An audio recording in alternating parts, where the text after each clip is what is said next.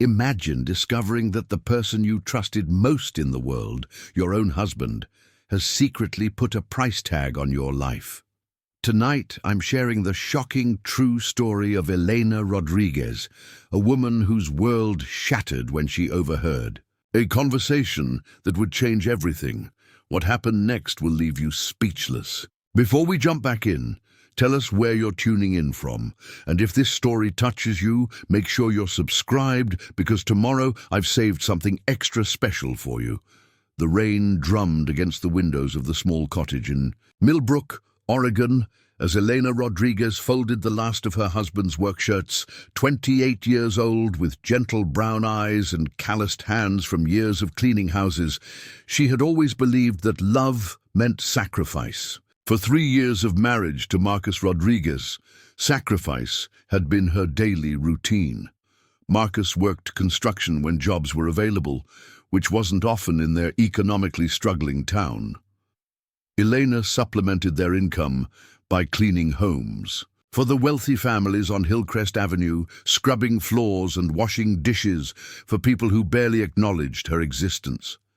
Every evening, she would return home exhausted, her back aching, her spirit worn thin. But she told herself this was temporary. Marcus would find steady work soon. Things would get better. The cottage they rented was barely 800 square feet, with peeling wallpaper and a leaky roof that Marcus kept promising to fix. Elena had tried to make it feel like home, arranging wildflowers in mason jars and hanging second-hand curtains she'd sewn herself. But lately, the walls seemed to close in on her, especially when Marcus returned from his nights at Flanagan's Tavern, reeking of whiskey and disappointment. On this particular Thursday evening in November, Elena was preparing dinner when she heard Marcus's truck rumble into their gravel driveway earlier than usual. Through the kitchen window, she watched him stumble slightly as he made his way to the front door, and her heart sank. Another day, another failure to find work, another night of him drowning his frustrations in alcohol. "Elena!" Marcus called. As he entered, his voice carrying that familiar edge that made her shoulders tense. "Where's my dinner?" "Almost ready," she replied softly, stirring the pot of beans and rice. Again. It was one of the few meals they could afford to make regularly. "How was your day?" Marcus slumped into his chair at their small kitchen table, running his hands through his dark hair. At 32, he still had the broad shoulders that had attracted Elena when they first met at a church social, but his face had grown harder over the years, lines etching around his eyes that spoke of bitter disappointment rather than laughter. "Same. As always," he muttered. "Johnson's crew is full. Martinez doesn't need anyone this week. This whole damn town is dying, Elena. There's nothing here for people like us." Elena served him his dinner in silence, having learned that words of comfort often only made his mood worse. She sat across from him with her own small portion, watching as he ate mechanically, his jaw working with the same rhythm as his frustration. "I've been thinking," Marcus said suddenly, his eyes not meeting hers. "Maybe it's time we considered other options." "What kind of options?" Elena asked, though something in his tone made her stomach flutter with unease. "Leave Millbrook. Go somewhere. With more opportunities. California, maybe. Or Texas." He took a long drink from his beer bottle. "But we'd need money to start over. Real money." Eleanor nodded slowly. They had discussed this before, but their savings account held barely $300. "I could ask Mrs. Patterson if she needs more help. Maybe I could clean her house twice a week instead of once." Marcus's fork clattered against his plate. "Mrs. Patterson," he repeated, his voice dripping with disdain. "You want to scrub that woman's toilets twice a week so we can save an extra $40 a month? Elena, at that rate, we'll be stuck in this hellhole until we're 60. The conversation ended there, as it always did, with Marcus finishing his dinner in brooding silence while Elena cleared the dishes. Later that evening, she heard him making phone calls from their bedroom, his voice low and urgent.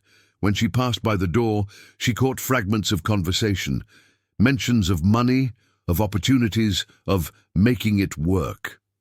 She assumed he was calling about job prospects and felt a flicker of hope.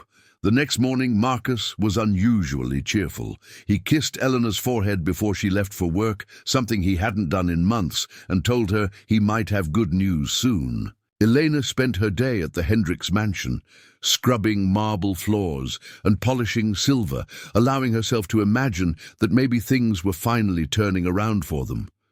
But it was the following Tuesday when Elena's world began to unravel. She had finished her work at the Morrison house early and decided to surprise Marcus by picking up groceries for a special dinner. As she approached their cottage, she noticed an unfamiliar black sedan parked outside. Through the thin walls, she could hear voices, Marcus's voice, and two others she didn't recognize. Elena quietly entered through the back door, her heart racing with curiosity and a growing sense of dread. The voices were coming from their living room, and she crept closer, staying hidden behind the kitchen doorway. "So we're clear on the terms," a man's gravelly voice was saying. "The auction is Saturday night, cash only, no questions asked afterward." "And you guarantee she won't be harmed?" Marcus's voice, strained and nervous. "Look, Rodriguez, that's not our concern. Once the transaction is complete, what happens after is between the buyer and the merchandise. Our job is just to facilitate the sale." Elena's knees nearly buckled. Merchandise, sale. The words crashed over her like ice water. A second voice, smoother than the first, continued. "Your wife is young, attractive, healthy. Based on the photos you provided, we estimate she'll fetch between 15 and 20,000, maybe more if there's competitive bidding." 20,000, Marcus repeated, and Eleanor could hear the hunger in his voice. That would be enough to start over somewhere new. "More than enough," the gravelly voice agreed. "Now about the logistics. Saturday night you'll need to bring her to the warehouse on Dock Street. Tell her you're going to dinner or something. We'll handle the rest." "And afterward?" Marcus asked. "Afterward, you collect your money and disappear. New life, new city. Whatever you want. Just make sure you're not around when people start asking questions about where your wife went." Elena pressed her hand to her mouth to stifle a sob. Her own husband, the man who had promised to love and protect her, was planning to sell her like livestock. The betrayal cut deeper than any physical pain she had ever experienced. "I need to know she'll be treated well," Marcus said, but his voice lacked conviction. It sounded more like he was trying to ease his own conscience than protect his wife. "She'll be treated exactly as well as her new owner wants to treat her," the smooth voice replied. "That's how this works, Rodriguez. You don't get to dictate terms after you've taken the money." Elena heard footsteps moving toward the front door and quickly retreated to the back of the house, her mind reeling. Saturday night, 3 days away. 3 days to figure out how to escape the trap her own husband had set for her. As the car pulled away, Elena forced herself to act normal when Marcus came looking for her. She pretended to be putting away groceries, chatting about her day while her insides churned with terror and heartbreak. Marcus seemed nervous but excited, talking about their future with an enthusiasm she hadn't seen in years. "I think our luck is about to change, Elena," he said, wrapping his arms around her from behind as she stood at the sink. "I can feel it. Big changes are coming." Elena nodded and smiled, playing the role of the trusting wife while her mind raced through possible escape plans. She had no family nearby, no close friends she could turn to, and barely enough money for a bus ticket out of town.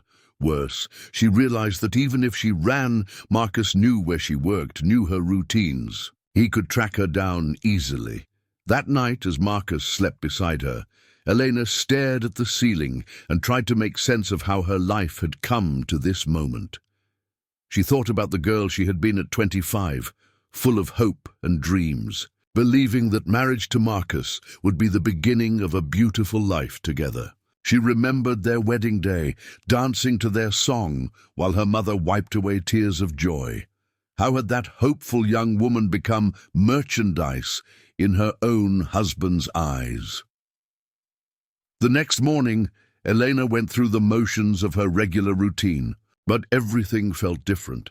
Marcus's kiss goodbye felt like a betrayal. His casual "see you tonight" felt like a lie. Even their cottage, with all its imperfections, suddenly felt like a prison where she was being held until her auction date arrived. At the Hendricks house, Eleanor found herself studying the family photos on the mantelpiece. Images of a husband and wife who seemed genuinely happy together, children who had never known the fear of being sold by someone who claimed to love them. Mrs. Hendricks was demanding and often rude, but Elena envied her security, her certainty that she would sleep in her own bed every night. "Elena, what's wrong with you today?" Mrs. Hendricks snapped from her perch on the living room sofa. "You've been staring at that same photograph for 5 minutes. I don't pay you to daydream." "Sorry, ma'am," Elena murmured, returning to her dusting with mechanical precision. But her mind continued to race. Saturday was approaching fast, and she still had no clear plan for escape.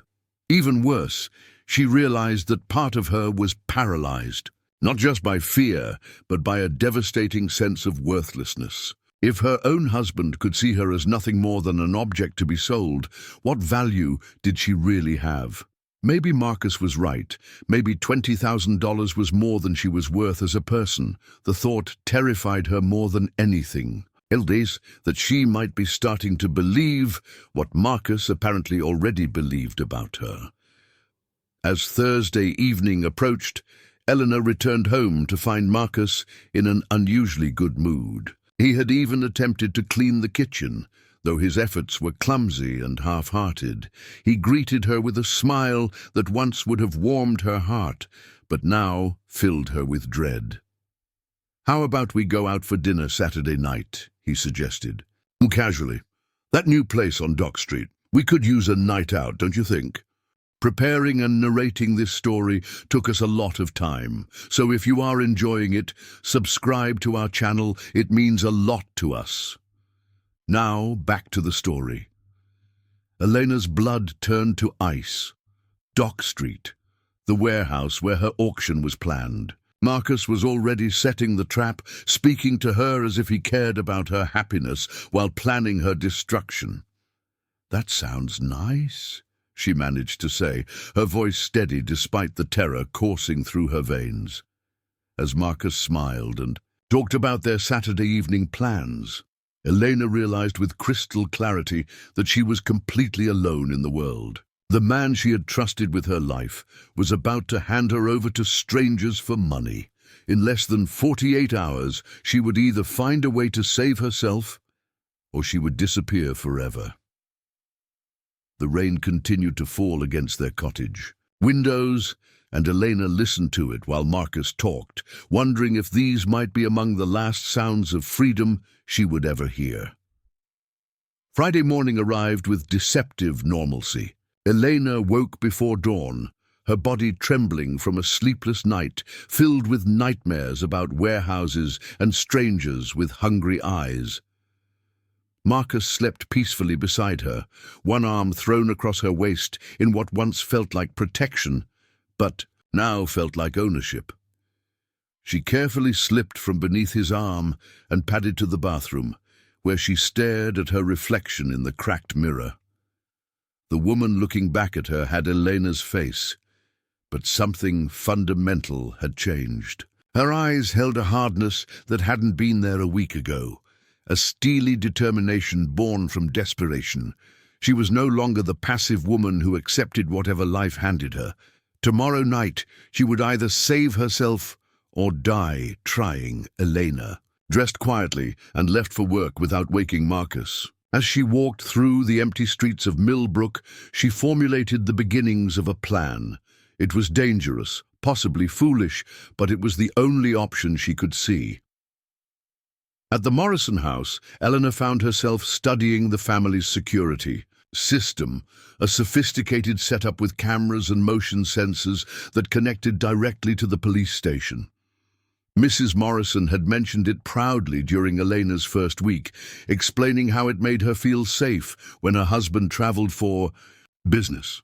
Elena filed this information away, though she wasn't sure yet how it might help her.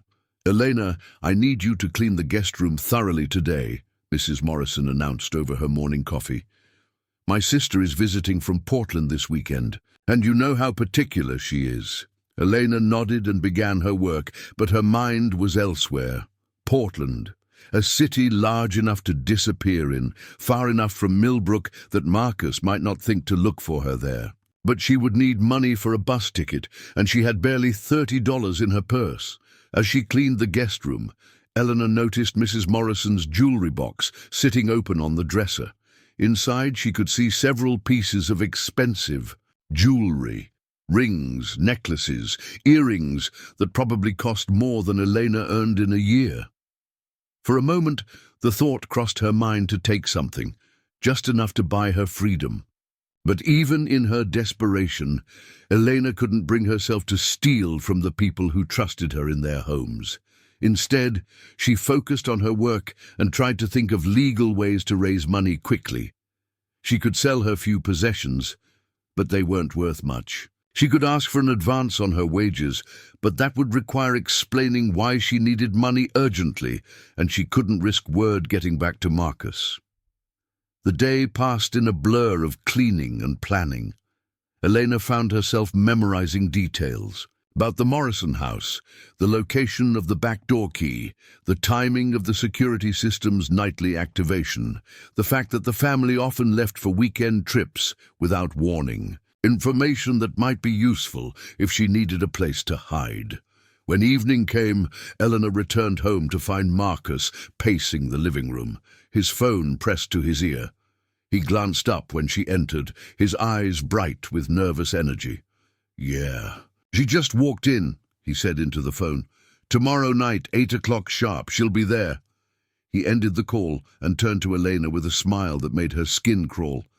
"How was your day, sweetheart?" "Fine," Elena replied, setting down her purse and moving toward the kitchen. "Who were you talking to?" "Just confirming our dinner reservation for tomorrow night," Marcus lied smoothly. "I want everything to be perfect."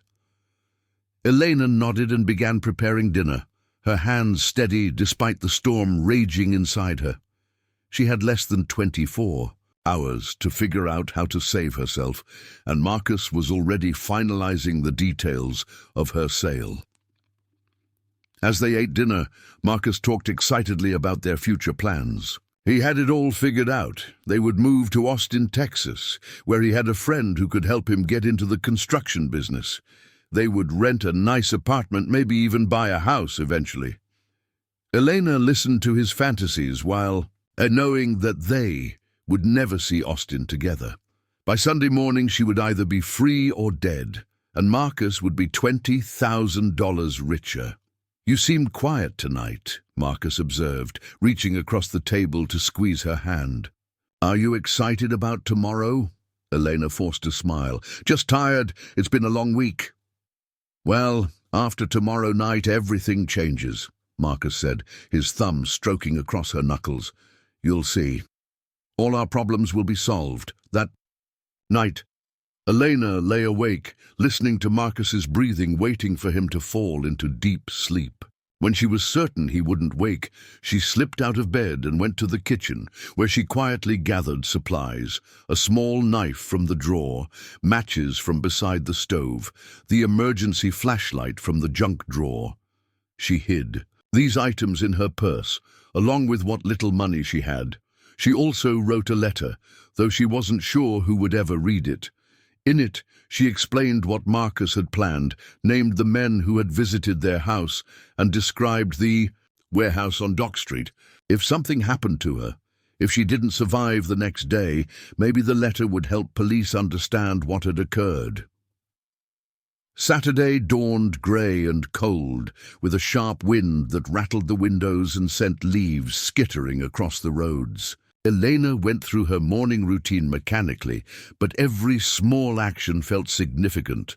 Possibly the last time she would brush her teeth in this bathroom, the last time she would drink coffee from this chipped mug, the last time she would see this cottage that had been her prison and her sanctuary.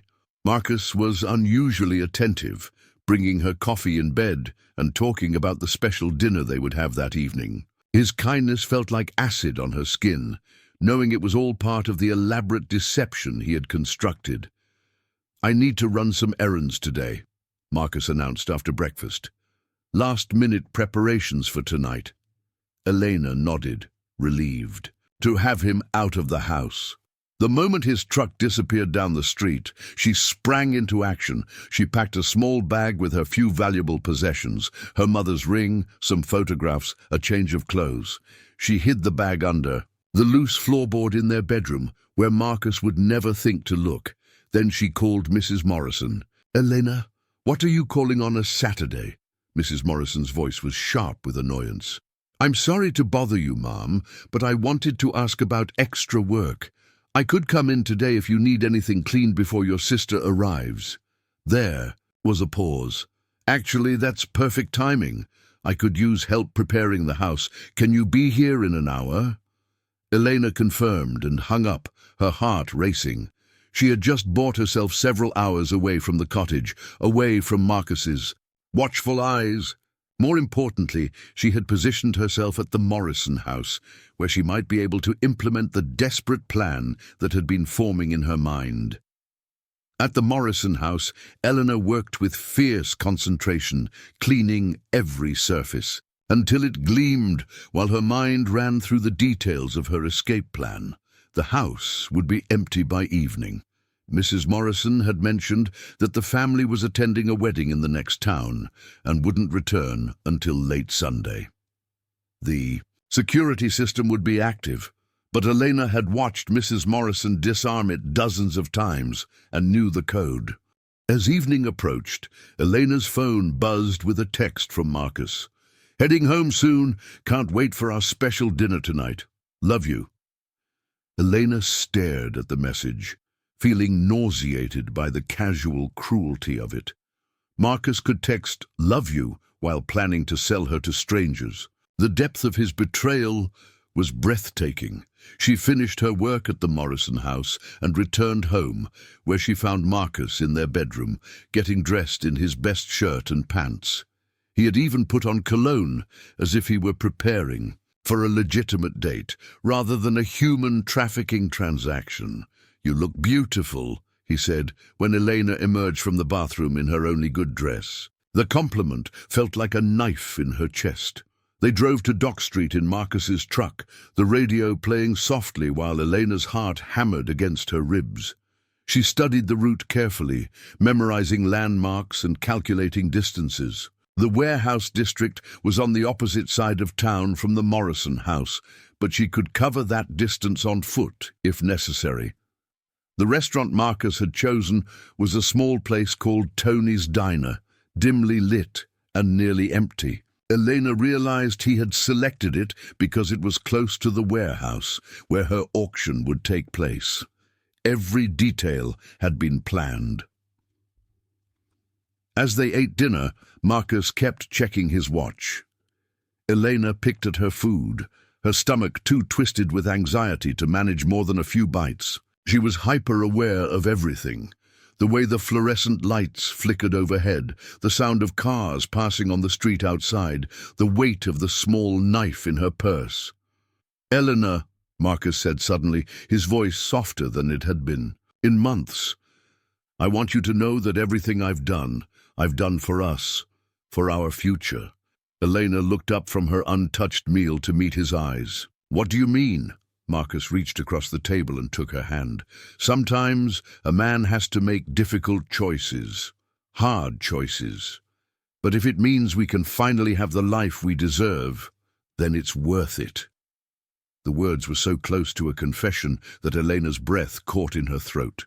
Even now, facing what he was about to do to her, Marcus was trying to justify it in terms of their relationship. He had convinced himself that selling his wife was somehow an act of love. "I don't understand," Elena said quietly. "You will, Marcus. replied, glancing at his watch again. "Soon everything will make sense." At 7:30, Marcus paid the check and they walked back to his truck. Elena's legs felt weak, but she forced herself to remain calm. She had one chance to escape, and it would come in the next few minutes. "Actually," Marcus said as they reached the truck, "there's something I want to show you first.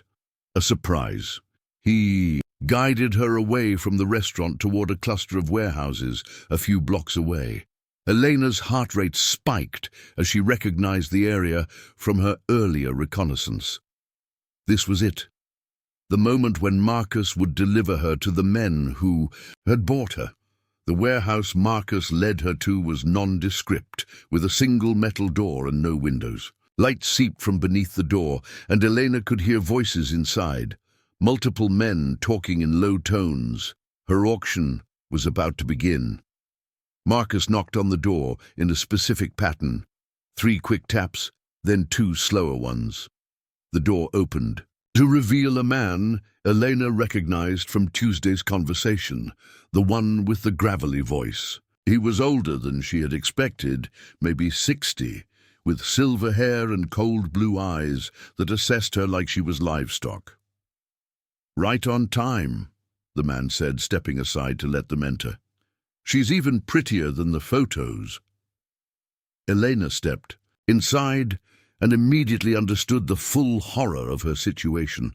The warehouse had been set up like a grotesque auction house. Folding chairs were arranged in rows facing a raised platform, and at least 15 men sat in those chairs, studying her with predatory interest. Some were young, some old, but all had the same hungry expression that made Elena's skin crawl. "Gentlemen," the silver-haired man announced, "our final lot of the evening has arrived." Elena turned to Marcus, her eyes wide with betrayal and terror. "Marcus, what is this?" But Marcus wouldn't meet her gaze. He was staring at the floor, his hands shaking slightly. "I'm sorry, Elena," he whispered. "I'm so sorry." The silver-haired man placed a firm hand on Elena's shoulder. "Don't make this difficult, sweetheart. The sooner we get started, the sooner everyone can go home happy." Elena's mind went completely blank with panic. This was real. This was actually happening. In a few minutes she would be sold to one of these men, and Marcus would walk away with his money while she disappeared forever. But as the terror reached its peak, something else surfaced in Elena's mind, a cold, clear fury that cut through the fear like a blade. She had spent 3 years allowing Marcus to diminish her, to make her feel worthless and dependent. She had cleaned houses for people who barely saw her as human. She had accepted a life of servitude and invisibility. Not anymore. Elena's hand moved slowly toward her purse, her fingers finding the handle of the small knife she had hidden there. She wasn't going to die in this warehouse. She wasn't going to be sold like cattle. Whatever happened next, she would face it on her own terms. The silver-haired man was guiding her toward the platform when Elena made her move. She spun around, pulling the knife from her purse and slashing at the man's arm in one fluid motion. He screamed and stumbled backward, blood spurting from the wound. "She's got a knife!" someone shouted, and suddenly the warehouse erupted in chaos. Elena ran toward the door, but 2 men moved to block her path. She slashed at them wildly, the knife cutting through the air as she fought with desperate fury. Behind her she could hear Marcus calling her name, but she didn't turn around. She would never turn around for him again. One of the men lunged at her, and Elena drove the knife into his shoulder, twisting it as hard as she could. He screamed and fell to his knees, and Elena pushed past him toward the door. Her hand closed on the handle just as someone grabbed her from behind. "Let me go!" Elena screamed, thrashing against the arms that held her. "Let me go!" But there were too many of them, and Elena was only one woman with a small knife. Strong hands wrenched the weapon from her grip, and she felt herself being dragged back toward the platform. The men were angry now, their faces twisted with rage at her defiance. "Feisty little thing," one of them said, wiping blood from a cut on his cheek. "That's going to cost extra." Elena continued to struggle, but she knew it was hopeless. Her moment of rebellion had failed, and now she would pay the price for her defiance. The silver-haired man, still clutching his bleeding arm, was giving orders to restrain her more securely. That's when they heard the sirens. At first it was just a distant wail in the night, but it grew louder and closer with each passing second. The men in the warehouse looked at each other with a growing alarm. "Police!" someone hissed. "How did they know?" Elena's heart leaped with sudden hope. Somehow, impossibly, help was coming. But who had called the police? How had they known where? To find her? The sirens were right outside now, and suddenly the warehouse door burst open. Police officers in tactical gear flooded into the space, shouting orders and pointing weapons. In the chaos that followed, Elena found herself pushed to the ground, her hands zip-tied behind her back, along with everyone else, while the officers secured the scene. "We've got the victim," she heard one officer say into his radio. "Female, appears unharmed but shaken, requesting medical attention to the scene." Elena looked around wildly for Marcus, but he had vanished in the confusion. Several of the men from the auction were being led away in handcuffs, but her husband was nowhere to be seen. He had abandoned her even in this moment, saving himself while leaving her to face the consequences of his actions. As the police untied her hands and wrapped a blanket around her shoulders, Eleanor finally asked the question that had been burning in her mind. "How did you know? How did you find me?" The officer, a middle-aged woman with kind eyes, smiled gently. "Anonymous tip came in about 2 hours ago. Someone called and said there was going to be a human trafficking operation at this address tonight. Gave us detailed information about the time and the participants." Elena's mind reeled. An anonymous tip? Who could have known about the auction besides Marcus and the traffickers themselves? None of them would have called the police. "Did the caller identify themselves?" Elena asked. The officer shook her head. "No, but it was definitely a man. He seemed to know exactly what was going on here, said he couldn't live with himself if he didn't try to stop it." Elena felt tears streaming down her face, but for the first time in days, they weren't tears of fear or despair. Someone had saved her. Someone had cared enough about her life to risk everything to call for help. As the police led her away from the warehouse, Elena turned back one last time to look at the building where she had almost been sold. She was free, but she was also alone in a way she had never been before. Marcus was gone, probably fled to another state by now. Her marriage, her home, her entire life in Millbrook was over, but she was alive, she was free, and for the first time in years, she belonged to no one but herself. The question that haunted her as the police car pulled away was simple. Who had made that anonymous call?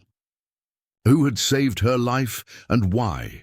The answer to that question would change everything Elena thought she knew about kindness, about strangers, and about the unexpected ways that salvation can arrive when all hope seems lost. The police station in Millbrook had never seen a case like this. Detective Sarah Chen sat across from Elena in a small interview room, a steaming cup of coffee between them and a digital recorder capturing every word. Elena had been at the station for 3 hours, giving her statement over and over, but one question remained unanswered. Who had called in the tip that saved her life? "Mrs. Rodriguez," Detective Chen said gently, "I need you to think carefully. Is there anyone at all, who might have known about your husband's plans? A neighbor who might have overheard something? A friend Marcus might have confided in?" Eleanor shook her head for the 10th time. "Marcus doesn't have friends. Just drinking buddies at Flanagan's Tavern, and he would never tell them about something like this. He was too ashamed." She paused, the irony of that statement hitting her. Ashamed enough to hide it, but not ashamed enough to stop. "Detective," Chen made a note. "What about at your work? Could someone there have noticed something unusual about your behavior? Maybe picked up on the fact that you were in danger? Elena considered this.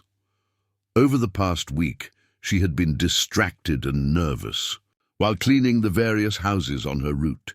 But the wealthy families she worked for barely acknowledged her existence. Mrs. Patterson treated her like a piece of furniture. The Hendricks family rarely spoke to her beyond giving orders. Mrs. Morrison was polite but distant. "I don't think so," Eleanor said slowly. "The people I work for, they don't really see me. I'm just the cleaning lady." But even as she said it, Eleanor felt a nagging sensation that she was missing something important. Someone had cared enough to save her life. Someone had known exactly when and where the auction would take place. Someone had risked exposure to make that anonymous phone call. Detective Chen leaned forward. "Elena, I'm going to play you the recording of the anonymous tip. Maybe hearing the voice will help you identify who called." She pressed a button on a small device, and suddenly a man's voice filled the room. It was muffled, as if the caller was deliberately trying to disguise his voice. But Elena could make out the words clearly. "There's going to be a human trafficking operation tonight at the warehouse on Dock Street. 8 o'clock. They're planning to auction a woman, Elena Rodriguez from Millbrook. Her husband set it up. You need to get there before they hurt her." Elena's breath caught in her throat. The voice was familiar, but she couldn't place it. It wasn't Marcus. She would have recognized her husband's voice instantly, even disguised. It wasn't any of the men from the warehouse either. This voice had a warmth to it, a genuine concern that made her chest tighten with emotion. "Play it again," she whispered. Detective Chen obliged, and Elena closed her eyes, concentrating on every inflection, every subtle accent. There was something about the way the caller pronounced certain words, a slight formality in his speech pattern that reminded her of...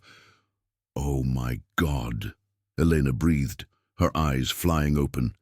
"I think I know who it is." 3 hours later, Elena stood on the doorstep of the Morrison mansion, her heart pounding with nervous anticipation. The house was dark except for a single light in what she knew was the home office.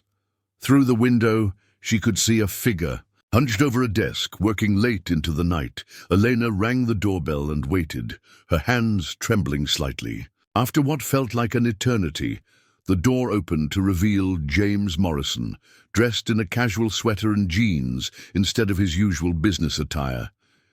He was a man in his mid-40s with graying temples and intelligent brown eyes that widened. In surprise when he saw her, "Elena, what are you doing here?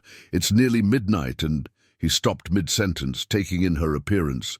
The clothes she had been wearing to dinner, the stress etched on her face, the way she was looking at him with a mixture of gratitude and uncertainty.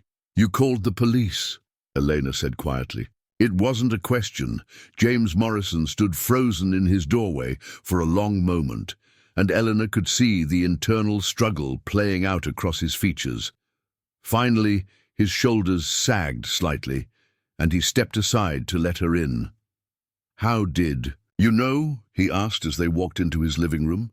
"Your voice," Elena replied. "I've heard you on the phone with business associates hundreds of times while I was cleaning. You have a very distinctive way of speaking, especially when you're trying to be formal or official." James gestured for her to sit on the leather sofa, then took the chair across from her. For a moment, neither of them spoke. Elena studied this man who had saved her life. Really studied him for perhaps the first time in the 2 years she had been cleaning his house. James Morrison was wealthy, successful and respected in Millbrook. He owned 3 businesses in town and served on the city council. Elena had always seen him as just another employer, polite but distant, existing in a world completely separate from hers. She had never imagined that he even noticed her beyond her function as the woman who kept his house clean. "How did you know?" Elena asked finally. "How did you know what Marcus was planning?" James ran a hand through his graying hair and sighed deeply. I didn't, not at first, but I knew something was wrong. You've been cleaning our house for 2 years, Elena, and I pay attention to people. I notice things. He stood up and walked to the window, looking out at the dark street. 3 weeks ago, you started acting differently. You were jumpy, distracted. You would flinch when the phone rang or when someone came to the door unexpectedly. My wife didn't notice, but I did. Elena felt tears welling up in her eyes. Someone had noticed. Someone had seen her fear and cared enough to pay attention. Then last Tuesday, James continued, I came home early from a business trip. I was in my office with the door closed when you arrived to clean. You probably didn't know I was there. Eleanor's heart began to race. Tuesday, the day she had overheard Marcus's conversation with the traffickers.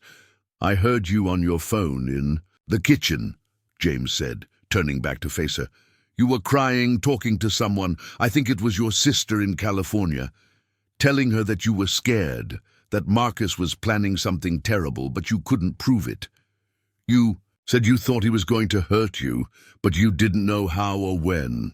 Elena remembered that phone call. She had been desperate for someone to talk to, someone who might believe her if something happened. Her sister had been sympathetic, but ultimately helpless, too far away to do anything concrete. I almost came out and asked you what was wrong, James continued. But then you hung up quickly and went back to cleaning like nothing had happened. I thought maybe I had misunderstood, or maybe it was just a marital spat that would blow over. He sat back down, leaning forward with his hands clasped. But then yesterday, I saw your husband. You saw Marcus? Elena asked, surprised. He was at Thompson's pawn shop downtown trying to sell your wedding ring, James said quietly. I recognized it because you always twist it when you're nervous. It's a habit I've noticed. The pawn shop owner is a friend of mine, and he called me about it because he thought it was suspicious. A man selling his wife's wedding ring while she's presumably still married to him. Eleanor's hand moved automatically to her left ring finger, and she realized with a shock that her wedding ring was indeed missing. Marcus must have taken it while she slept, adding insult to injury by selling the symbol of their marriage to fund his new life. That's when I knew something was seriously wrong, James said. So I started paying closer attention. I noticed Marcus driving by the house several times this week, always slowing down when he passed, like he was watching you work. Yesterday I decided to follow him. Elena felt her breath catch. You followed him? James nodded grimly. He went to a bar called Flanagan's Tavern and met with 2 men I didn't recognize. I couldn't hear their conversation, but I could see them through the window. They were showing Marcus photographs. I realized later they were probably pictures of you. Money changed hands. It was clearly some kind of transaction. The pieces were falling into place now. James had witnessed Marcus finalizing the arrangements for her sale, though he hadn't understood what he was seeing at the time.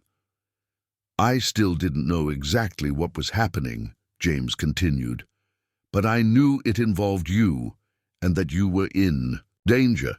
So I did something I've never done before. I hired a private investigator. Elena's eyes widened. You hired an investigator? His name is David Reeves. He's an ex-cop who specializes in domestic cases. I told him everything I had observed and asked him to find out what your husband was planning. James's voice grew heavy with emotion. What he discovered was worse than anything I had imagined. James reached into his wallet and pulled out a business card, handing it to Eleanor. David has contacts in law enforcement. He was able to trace the 2 men Marcus had met with. They're part of a human trafficking ring that operates throughout the Pacific Northwest. They specialize in what they call domestic acquisitions. Husbands selling their wives, fathers selling their daughters. Elena felt nauseated. How many women have they? Too many, James said quietly. David learned that they had scheduled an auction for tonight and that you were going to be the featured lot. That's when I called the police. They sat in silence. For a moment, the weight of what had almost happened settling over them both. Eleanor tried to process the extraordinary chain of events that had led to her rescue. A wealthy businessman who had noticed her distress, paid attention to subtle changes in her behavior and ultimately spent his own money to investigate and save her life. "Why?" Eleanor asked finally. "Why did you care so much? I'm just your cleaning lady. We barely know each other." James looked at her with an expression of profound sadness. "Eleanor, do you really think so little of yourself? You've been in my house twice a week for 2 years. I've watched you work with such care and dignity, even when my wife treats you poorly. I've seen you water the plants you thought were dying, fix things that were broken without being asked, leave little notes when you found something that needed my attention." He paused, gathering his thoughts. "But more than that, I've seen the bruises." Elena's hand moved instinctively to her wrist, where finger-shaped marks had faded but not completely disappeared. "I've seen the way you flinch when men raise their voices," James continued. "I've seen you make yourself smaller whenever your husband calls during work hours. I've watched a vibrant, intelligent woman slowly dim over the past 2 years, and I knew someone was hurting you." Tears were streaming down Elena's face now. "But you never said anything." "I didn't know how," James admitted. "I'm ashamed to say that I didn't know how to approach you about it. You seem so private, so determined to handle everything yourself. I was afraid that if I interfered, I might make things worse for you." He leaned forward, his voice intensifying with emotion. "But when I realized that your life was in immediate danger, I couldn't stand by and do nothing. I couldn't live with myself if something happened to you that I might have prevented." Eleanor wiped her eyes, trying to process this revelation. This time, she had felt invisible, worthless, forgotten by the world. But James Morrison had been watching over her, noticing details about her life that even her own husband had ignored. "What happens now?" Elena asked. "Marcus is gone. I have no money, no home, no job." The reality of her situation was beginning to sink in. She was free, but she was also completely alone and destitute. James smiled for the first time since she had arrived. "Actually, you do have a job, if you want it." Elena looked at him questioningly. "I've been thinking about this for weeks," James said. "My wife and I are getting divorced. It's been a long time coming, and it's going to be finalized next month. She's moving to Seattle to be closer to her sister." Elena knew that Mrs. Morrison had been cold and distant lately, but she hadn't realized the marriage was ending. "I'm going to need help managing the house on my own," James continued. "Not just cleaning, but organization, scheduling, maybe some light cooking. It would be a full-time position with a real salary, health insurance, and living quarters in the apartment above the garage if you're interested." Elena stared at him in shock. "You're offering me a job? A place to live?" "I'm offering you a fresh start," James said gently. "A chance to rebuild your life on your own terms, without anyone controlling you or making you feel worthless." The offer was so generous, so unexpected, that Elena could barely speak. "I don't know what to say. I don't know how to thank you for what you've done." James stood up and walked to his desk, returning with a check that he handed to Elena. She looked down at it and gasped.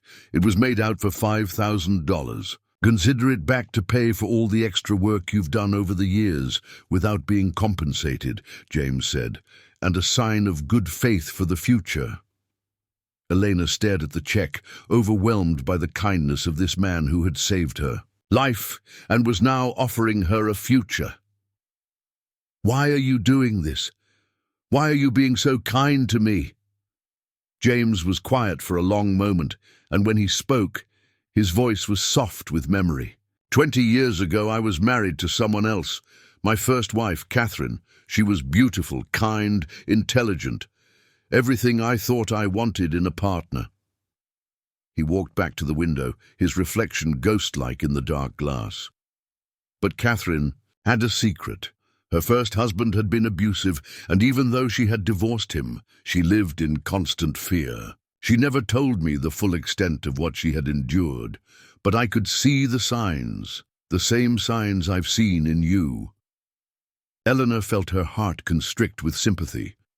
One night, Catherine's ex-husband broke into our house, James continued, his voice barely above a whisper. He had been drinking, and he was angry about the divorce settlement. I was working late at the office, and Catherine was home alone. Elena could sense the tragedy coming, and she felt tears beginning to flow again. By the time I got home, it was too late, James said simply. Catherine died because I wasn't there to protect her, because I had failed to recognize how serious the danger was. He turned back to Eleanor, his eyes bright with unshed tears. I swore that night that I would never again stand by and watch someone suffer in silence. I would never again fail to act when I saw someone in danger. Eleanor stood up and walked to James, placing a gentle hand on his arm. "I'm so sorry," she whispered. "When I saw what was happening to you," James said, "I saw Catherine all over again, another woman trapped, afraid, isolated. But this time, I had a chance to do something about it. This time, I could save someone." They stood together in the quiet room, two people who had found each other across the vast divide that usually separates the wealthy from the working class, the powerful from the powerless. Elena realized that James had not just saved her life, he had restored her faith in human kindness. "I accept your offer," Elena said firmly. "The job, the apartment, all of it. And I promise you that I will never let anyone make me feel worthless again." James smiled, and for the first time in years, Elena felt truly safe. She was no longer the woman who could be sold at auction, no longer the invisible cleaning lady, no longer Marcus Rodriguez's property. She was Elena Rodriguez, survivor, and she belonged to no one but herself. Outside, the first light of dawn was beginning to creep across the sky, marking the beginning of Elena's new life. In a few hours, the police would arrest Marcus at a motel outside of Portland, where he had been hiding with his pockets full of blood money that would now be evidence in his trafficking trial. But Elena didn't know that yet. All she knew was that she was alive, she was free, and she had found an unexpected guardian angel in the most unlikely place. The nightmare was over. The real journey was just beginning. 3 weeks after the warehouse incident, Elena stood in the courthouse lobby wearing a navy blue dress that James had helped her pick out for the occasion. Today was Marcus's arraignment, and despite her lawyer's assurance that she wouldn't have to testify until the actual trial, Elena felt compelled to see her former husband face the charges against him. The apartment above James's garage had become Elena's sanctuary during these difficult weeks. It was small but beautifully appointed, with large windows that let in streams of morning sunlight and a kitchenette where she had rediscovered her love of cooking. For the first time in years, Eleanor woke up each morning without fear, without wondering what mood Marcus would be in or whether she had done something to displease him. "You don't have to go in there," Detective Chen said, approaching Elena in the lobby. "The arraignment is mostly procedural. We have enough evidence to proceed without putting you through this." Elena shook her head. "I need to see him. I need to look him in the eye and know that he can't hurt me anymore." Detective Chen nodded understandingly. Over the past 3 weeks, she had become more than just the investigating officer. She had become Elena's advocate, and, surprisingly, her friend. "Just remember, he's going to try to manipulate you. Men like Marcus are experts at making their victims feel guilty or responsible for what happened." Elena straightened her shoulders.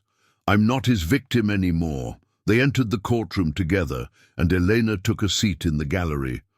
The room was nearly empty, except for a few reporters, court officials, and a woman Elena didn't recognize, sitting in the front row.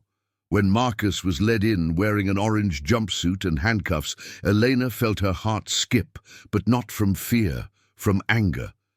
He looked smaller than she remembered, diminished somehow. His face was pale and stubbled, his hair unwashed. When his eyes found her in the gallery, she saw him flinch as if she had struck him. Good, Elena thought. Let him feel uncomfortable for once. The proceedings were swift and formal. Marcus's court appointed. Attorney entered a plea of not guilty to charges of human trafficking, conspiracy, and attempted kidnapping. The prosecutor outlined the state's case in broad strokes. The recorded phone conversations with the traffickers, the money Marcus had received as a down payment, the testimony of the undercover officer who had infiltrated the auction. What surprised Elena was how clinical it all sounded. The prosecutor spoke about the defendant and the intended victim, as if they were discussing a business transaction rather than the destruction of a marriage and the near destruction of a life. When the hearing concluded, Marcus was led away. Without looking back at Eleanor, she felt a strange sense of closure watching him disappear through the door that led back to his holding cell. This man who had once controlled every aspect of her life was now powerless, dependent on court-appointed lawyers and county jail meals.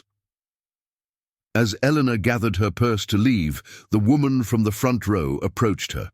She was middle-aged, with silver-streaked brown hair and kind eyes that reminded Eleanor of her own mother. "Excuse me," the woman said gently. "Are you Elena Rodriguez?" Elena nodded cautiously. "My name is Patricia Wells. I'm Marcus's mother."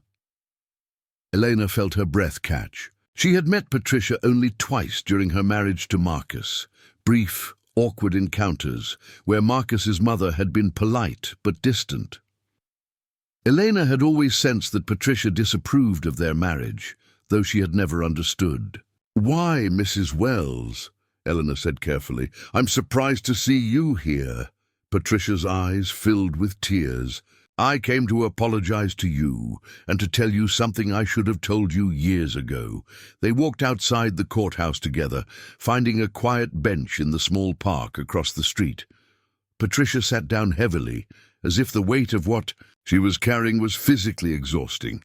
"Elena, I need you to know what my son did to you. It wasn't the first time." Elena felt a chill run down her spine. "What do you mean?" Patricia took a shaky breath. "Marcus was married before you. Her name was Jennifer Walsh. They were married for 2 years and—" She paused, gathering her courage. "Marcus sold her, too."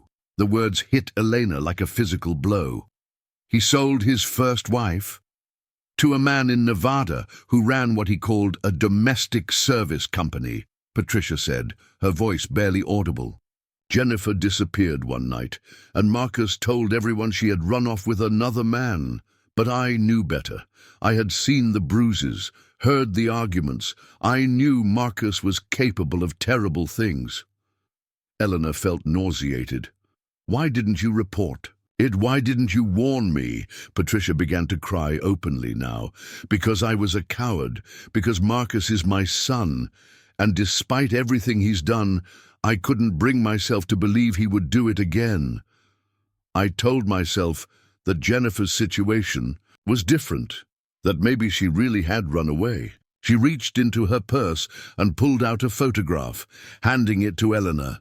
It showed a young woman with blonde hair and a bright smile, standing next to a younger version of Marcus at what appeared to be their wedding. Jennifer was 24. "When she disappeared," Patricia continued, "she was an elementary school teacher, kind and gentle, just like you. She loved children and wanted to start a family with Marcus." Elena stared at the photograph, seeing her own story reflected in Jennifer's face. "What happened to her? Do you know if she's still alive?" Patricia shook her head. "I hired a private investigator 2 years ago, after my conscience finally got the better of me. He traced her to Nevada, but the trail went cold there. The man who bought her moved frequently, and Jennifer's legal identity was essentially erased. The full horror of what Marcus had done was beginning to sink in. Elena wasn't his first victim. She was part of a pattern. If she hadn't escaped, if James hadn't intervened, she would have disappeared just like Jennifer, leaving behind nothing but lies and cover stories. "There's something else," Patricia said, reaching into her purse again. "Something I should have given to the police years ago." She handed Eleanor a small digital recorder. "Before Jennifer disappeared, she gave this to me. She said if anything ever happened to her, I should make sure someone heard what was on it." Elena's hands trembled as she held the device. "You've had this for 6 years. I was too afraid to listen to it," Patricia admitted. "Too afraid of what I might hear, and too afraid of what it might mean for my son. But after what happened to you, I finally found the courage." Patricia showed Elena how to operate the recorder, and together they listened to Jennifer Walsh's voice speaking from beyond the void of her disappearance. "If someone is listening to this, it probably means Marcus has done something terrible to me," Jennifer's voice said, young and frightened, but determined. "I need someone to know the truth about what's been happening in our marriage." For the next 20 minutes, Elena listened to Jennifer describe a pattern of abuse that mirrored her own experience. The gradual isolation, the financial control, the psychological manipulation. But Jennifer's recording also contained specific details that could help build the case against Marcus. "Marcus has been meeting with men who run what they call acquisition services," Jennifer's voice continued. "They specialize in obtaining women for wealthy clients who want domestic servants they can control completely. Marcus has been negotiating my sale for 3 weeks now." Jennifer went on to describe the same warehouse on Dock Street, the same silver-haired man who had organized Elena's auction, even the same specific language about merchandise and transactions. "I'm going to try to escape," Jennifer concluded, "but if I can't, I need someone to know that I didn't leave willingly. I love my students, I love my life, and I would never abandon everything I've worked for. If I disappear, Marcus sold me." When the recording ended, Elena and Patricia sat in stunned silence. The evidence was devastating, not only for Marcus's current case, but potentially for reopening the investigation into Jennifer's disappearance. "You have to give this to Detective Chen," Eleanor said firmly. "Today," Patricia nodded, tears streaming down her face. "I know, I should have done it years ago. I've been living with this guilt for so long, knowing I could have saved you if I had just been brave enough to speak up." Elena studied the older woman's face, seeing genuine remorse and anguish there. "Mrs. Wells, what you did was wrong. Your silence allowed Marcus to hurt me, and it may have cost Jennifer her life, but you're doing the right thing now." They walked back to the courthouse together, where Detective Chen listened to Jennifer's recording with grim fascination. The implications were staggering. Marcus wasn't just a desperate man who had made a terrible decision. He was a serial predator who had systematically destroyed multiple women's lives. "This changes everything," Detective Chen said after hearing the full recording. "We can now charge Marcus with Jennifer's disappearance as well, and this establishes a clear pattern of behavior that will make conviction much more likely." Over the following days, the case exploded into national news. The story of the husband who had tried to auction his wife was shocking enough, but the revelation that he had successfully sold his first wife years earlier captivated the public imagination. Elena found herself thrust into the spotlight in ways she had never anticipated. James shielded her from most of the media attention, hiring a publicist to handle interview requests and employing additional security to keep reporters away from the house. But Elena decided to speak out about her experience, feeling that Jennifer's story and the stories of other women who might be suffering in silence needed to be told. Her first television interview was with a local news station, conducted in James's living room with Detective Chen present for support. Elena had been nervous about appearing on camera, but once she began speaking about her experience, the words flowed naturally.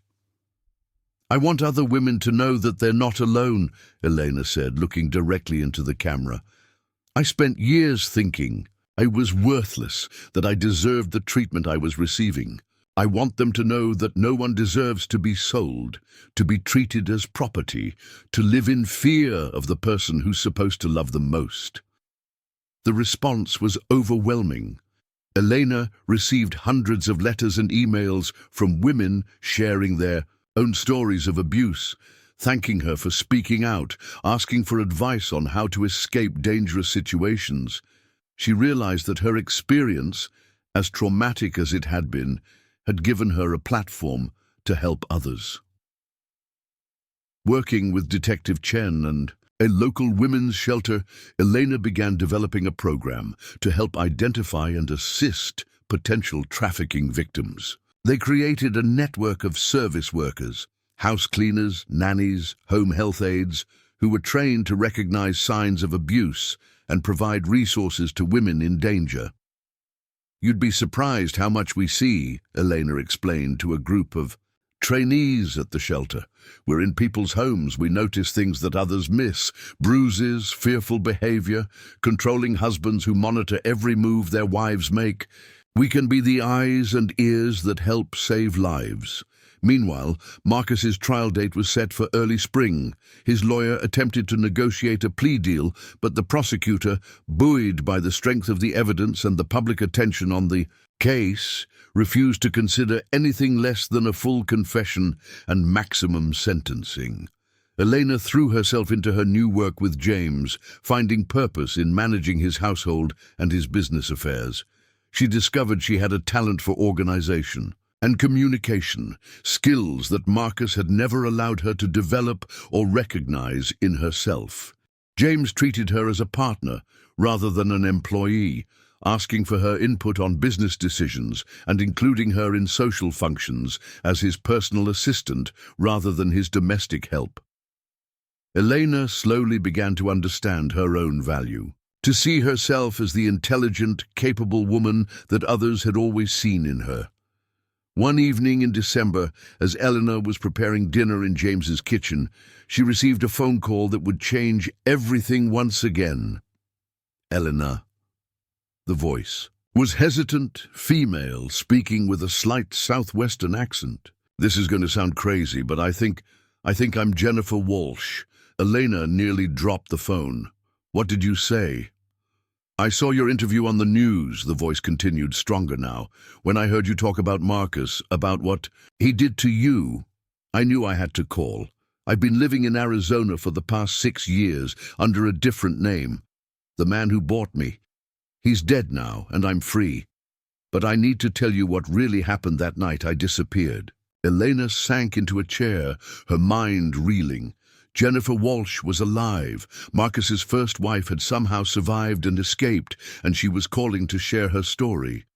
"Where are you?" Elena asked. "Are you safe?" "I'm safe now," Jennifer replied. "But I need to come back to Oregon. I need to testify against Marcus, and I need to help make sure he never does this to another woman." Elena looked out the kitchen window at the life she had built for herself. The safe apartment, the meaningful work, the man who had saved her life and given her a chance to rebuild. Everything was about to change again, but this time, Elena wasn't afraid. She was ready to face whatever came next, and she wouldn't be facing it alone. "Tell me when you're coming," Elena said into the phone. "We have a lot of work to do." The Phoenix airport was crowded with holiday travelers when Elena spotted Jennifer Walsh emerging from the security checkpoint. Even after 6 years, Elena recognized her immediately from the photograph Patricia had shown her, though Jennifer looked older now, her blonde hair shorter and her blue eyes carrying shadows that spoke of unimaginable experiences. Elena approached, cautiously, unsure of the protocol for meeting someone who had survived what should have been a fate worse than death. But Jennifer smiled when she saw her, and Elena felt an instant connection to this woman who understood her trauma in ways no one else could. "I wasn't sure I'd have the courage to come back," Jennifer said as they embraced awkwardly in the middle of the busy terminal. "But when I saw your interview, when I heard you talking about finding your voice, I knew I had to try." They drove back to Millbrook in James's car, with Elena behind the wheel and Jennifer staring out at the Oregon landscape she hadn't seen in 6 years. Elena had offered to put Jennifer up in a hotel, but Jennifer had insisted on seeing the apartment above James's garage. She wanted to understand how Elena had rebuilt her life after escaping Marcus's trap. "It's beautiful," Jennifer said as they toured the small space that had become Elena's sanctuary. "You've really created a home here." "It's the first place I've ever lived where I felt truly safe," Eleanor admitted. "James has given me more than just a job and a place to live. He's given me back my sense of worth." Jennifer nodded, understanding the significance of those words in ways that no one who hadn't lived through similar trauma could comprehend. That evening, they sat in Elena's kitchen while Jennifer told her story. Not the sanitized version she would eventually give in court, but the raw, unfiltered truth of what had happened after Marcus sold her to a man named Calvin Reeves in Las Vegas. Calvin owned what he called an executive domestic service, Jennifer began, her voice steady, but her hands trembling slightly as she held her coffee mug. Wealthy men would pay him enormous sums to provide them with live-in housekeepers who were essentially slaves, women who had no legal identity, no way to escape, no one who would look for them. Elena listened in horror as Jennifer described the compound outside Las Vegas where Calvin kept his employees, a dozen women of various ages, all of whom had been sold by husbands, fathers, or boyfriends who needed money more than they valued human dignity. "The first 2 years were the worst," Jennifer continued. "Calvin was methodical about breaking down our spirits. He would separate women who became friends, punish anyone who showed defiance, and constantly remind us that we were legally dead, that even if we escaped, we had no way to prove who we were or get help." Jennifer had been assigned to a technology executive named Robert Chen, who lived in a mansion in the Hollywood Hills and entertained frequently. Her job was to maintain his house, prepare meals for his guests, and remain completely invisible while doing so. "Robert wasn't physically abusive," Jennifer said, "but the psychological torture was constant. I had to pretend I didn't speak English. When his friends were around, I had to act grateful for scraps of food and a mattress in the basement. I had to watch him live this incredible life of luxury while I worked 18 hours a day for nothing." Elena felt tears streaming down her face as she listened to the life that could have been hers if James hadn't intervened. "How did you survive it? How did you keep from giving up completely?" Jennifer smiled sadly. "I almost did give up many times. But I kept thinking about my students, the third graders I had been teaching when I disappeared. I wondered if they remembered me, if they asked their new teacher what had happened to Miss Walsh. That thought kept me alive." The breakthrough had come in Jennifer's 4th year of captivity, when Robert Chen was arrested for tax evasion and his assets were seized by the federal government. In the chaos that followed, Jennifer had been transferred to a different client, but during the transport, she had managed to escape. "I was terrified they would find me," Jennifer said. "Calvin had always told us that he had connections everywhere, that we could never truly escape, so I created a new identity, Rebecca Martinez. I got fake documents, moved to a small town in Arizona, and worked as a waitress in a diner where nobody asked questions. For 2 years, Jennifer had lived in constant fear that Calvin or his associates would track her down. But then she learned from a news report that Calvin Reeves had died of a heart attack, and his organization had been dismantled by federal investigators. That's when I finally felt safe enough to start thinking about coming forward, Jennifer explained. But I didn't know how to prove who I was, or whether anyone would believe my story. Then I saw your interview and I knew I had to try. Detective Chen arrived the next morning to take Jennifer's formal statement, and Elena was struck by the professionalism with which the detective handled what must have been an extraordinary situation. Jennifer's testimony would not only strengthen the case against Marcus, but could potentially help law enforcement investigate the broader trafficking network that had destroyed so many lives. Ms. Walsh, Detective Chen said gently, I need to ask you some difficult questions about the night you disappeared. Are you prepared for that? Jennifer nodded, her jaw set with determination. I've been preparing for this conversation for 6 years. Over the next 3 hours, Jennifer provided a detailed account of her final night with Marcus. Unlike Elena's experience, Jennifer had known what was coming. She had overheard Marcus's phone conversations with the traffickers and had tried desperately to find a way to escape. I called the police that night, Jennifer said, but Marcus had convinced them that I was having a mental breakdown, that I was making wild accusations because our marriage was falling apart. When the officers came to our house, Marcus was so calm and reasonable that they believed him instead of me. Elena felt a chill of recognition. Marcus's ability to manipulate authority figures, to present himself as the rational party while painting his victims as unstable, was a skill he had clearly refined over many years. I tried to run away twice that week, Jennifer continued. But Marcus caught me both times. He locked me in our bedroom for 3 days, only letting me out under supervision. By the time Saturday night came, I was too weak and demoralized to fight anymore. Jennifer's account of the actual transaction was chillingly similar to what Elena had experienced, with one crucial difference. Jennifer's auction had been successful. She had been sold to Calvin Reeves for $18,000. And Marcus had disappeared with the money before anyone realized she was missing. The worst part, Jennifer said quietly, was that Marcus kissed me goodbye.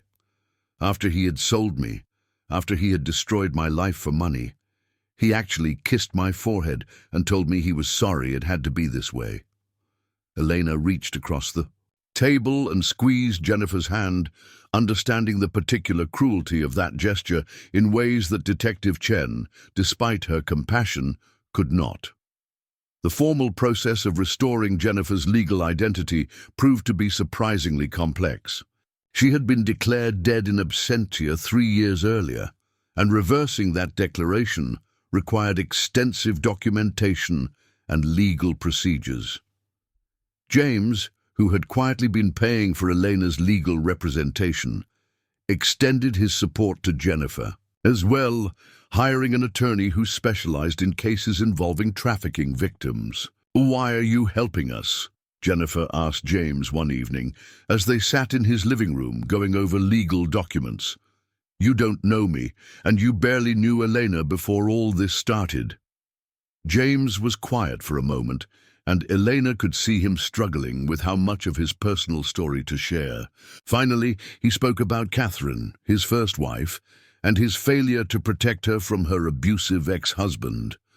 "I can't bring Catherine back," James said simply, "but I can try to make sure that other women have the chance to rebuild their lives." After surviving the unthinkable, as Jennifer's legal status was slowly restored, Elena helped her navigate the practical challenges of returning to a world that had moved on without her. Jennifer's parents had died while she was in captivity. Her teaching certification had expired, and her former colleagues had long since moved on to other schools and other lives. "It's like being a ghost," Jennifer said one afternoon as they sorted through paperwork at Elena's kitchen table. "Technically, I'm alive, but the life I had before is completely gone." Elena understood this feeling intimately. Her own marriage was over, her old life destroyed, her sense of identity fundamentally altered by trauma. But she had also discovered something unexpected in the process of rebuilding. She was stronger than she had ever imagined. "You're not the same person you were 6 years ago," Elena told Jennifer, "but maybe that's not entirely a bad thing. Maybe the woman you're becoming is someone who can't be broken or sold or silenced." Jennifer smiled for the first time since arriving in Oregon. "I keep thinking about my students.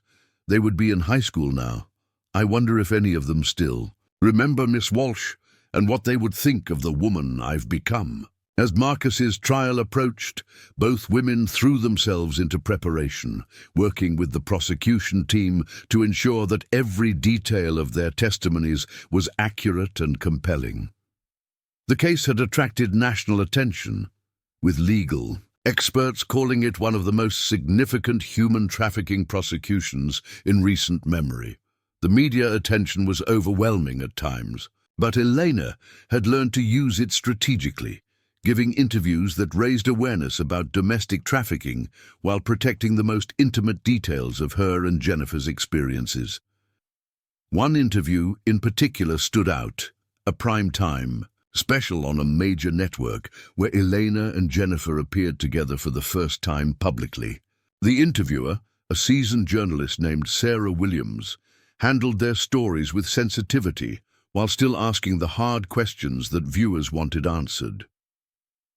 "What would you say to other women who might be in situations similar to what you experienced?" Williams asked.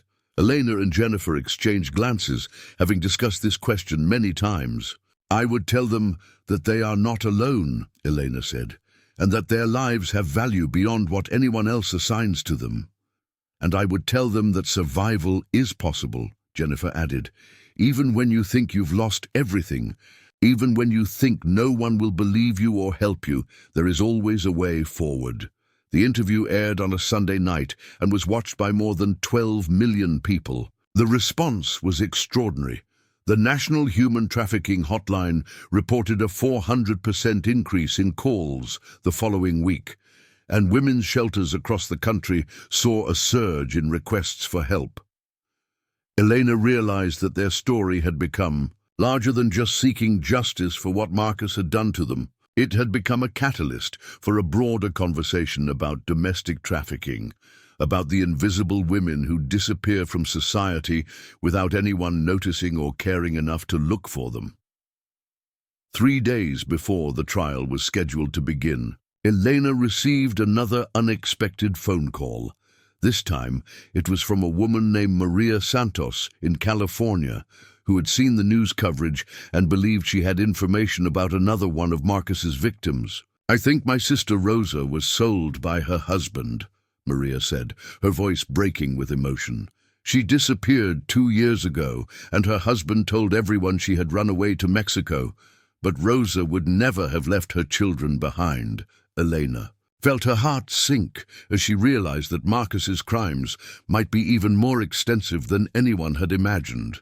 She gave Maria Detective Chen's contact information and promised to help however she could. That night, as Elena lay in bed thinking about Rosa Santos and how many other women might have suffered because of Marcus's greed, she felt a renewed sense of purpose. The trial would hopefully bring justice for what he had done to her and Jennifer, but their real work was just beginning. Tomorrow, she would walk into that courtroom not as a victim, but as a survivor with a voice. She would look Marcus in the eye and tell the world exactly what he had tried to do to her, and she would make sure that every woman still trapped in situations like theirs knew that escape was possible. Jennifer was sleeping in the guest room downstairs, preparing for her own testimony. Together, they represented hope for women who had been told they were worthless, who had been treated as commodities to be bought and sold. Marcus had tried to destroy them both, but he had failed, and now they were going to make sure he could never hurt anyone else again.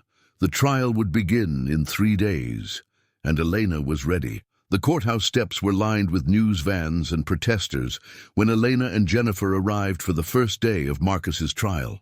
Signs reading "Justice for Jennifer" and "End Human Trafficking" bobbed above a crowd of supporters who had traveled from across the country to witness what many legal experts were calling a landmark case. Elena felt her stomach clench as she walked through the gauntlet of reporters shouting questions and camera flashes exploding around them. Despite months of preparation, the reality of facing Marcus in open court felt overwhelming. Jennifer walked beside her, outwardly calm, but gripping Elena's hand so tightly that her knuckles were white. Inside the courthouse, District Attorney Margaret Foster briefed them one final time before proceedings began. Foster was a seasoned prosecutor in her 50s who had built her career on violent crimes against women, and she had taken Marcus's case personally. "Remember," Foster said, looking at both women intently, "Marcus's defense attorney is going to try to paint you as willing participants who are now seeking revenge. He's going to suggest that you both left your marriages voluntarily and are fabricating these stories for attention or money." Eleanor felt anger flare in her chest. How can they say that when we have Jennifer's recording from 6 years ago? Defense attorney Kevin Walsh, no relation to Jennifer, is very good at creating doubt, Foster explained. He's going to argue that the recording could have been made recently or that it was taken out of context. He's going to claim that both of your marriages were troubled and that you're using the trafficking story to avoid responsibility for abandoning your husbands. Jennifer spoke for the first time that morning, her voice steady despite the tremor in her hands. "Let him try. I have scars that tell the truth about what happened to me." As they entered the courtroom, Eleanor caught sight of Marcus for the first time since his arraignment 3 months earlier. He had lost weight in jail and looked older, his hair now showing grey at the temples. When his eyes met hers across the room, Elena felt nothing. No fear, no anger, no residual affection. He was simply a stranger who had once had power over her life and no longer did. The jury selection had taken 2 weeks, with both sides carefully screening potential jurors for biases about domestic violence and human trafficking. The final panel consisted of 8 women and 4 men, ranging in age from 26 to 63, representing a cross-section of the community that would decide Marcus's fate. Defense attorney Walsh rose for his opening statement, and Eleanor immediately understood why Foster had warned them about him. He was tall and distinguished, with silver hair and a voice that commanded attention. More dangerously, he projected an air of compassionate reasonableness that could easily sway a jury.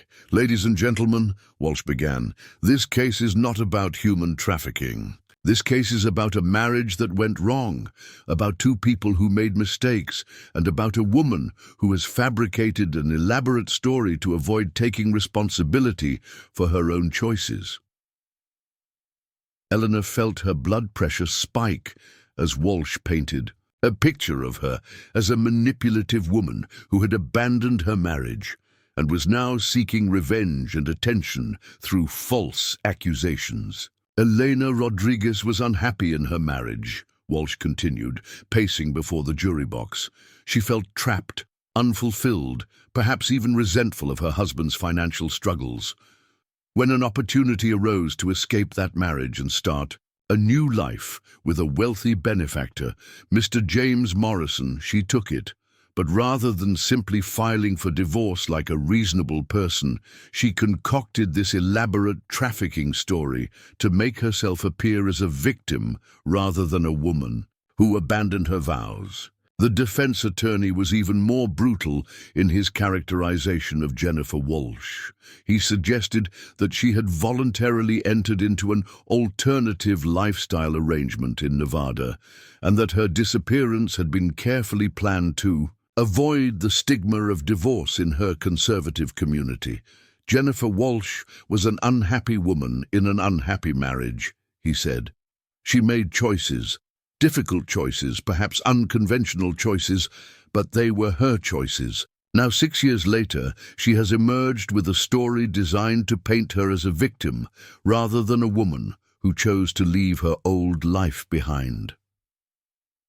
Elena watched the jury's faces as Walsh spoke, trying to gauge their reactions. Several jurors were taking notes, their expressions neutral but attentive. She prayed that Foster's evidence would be strong enough to counter the defense's narrative. When Foster rose for the prosecution's opening statement, the temperature in the room seemed to shift.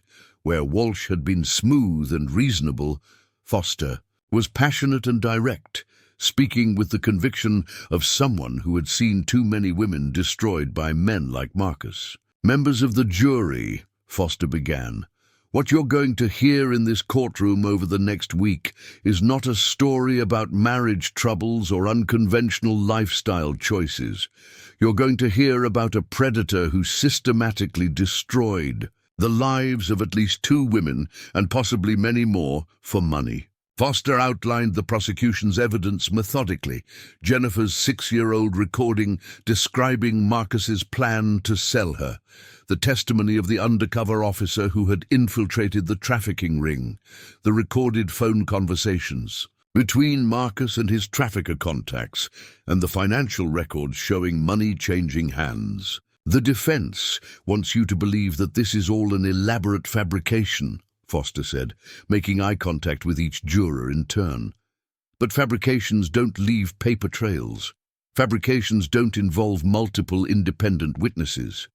And fabrications certainly don't span 6 years and involve women who had never met each other until this case brought them together." The first witness was Detective Chen, who methodically walked the jury through the investigation that had led to Marcus's arrest. She described the anonymous tip that had led police to the warehouse, the evidence they had found at the scene, and the network of traffickers who had been arrested in the raid. "In your professional opinion," Foster asked, "was Mrs. Rodriguez in immediate danger on the night of her husband's arrest?" "Absolutely," Detective Chen replied without hesitation. "Based on our investigation of this trafficking ring, women who were sold into their network typically disappeared permanently.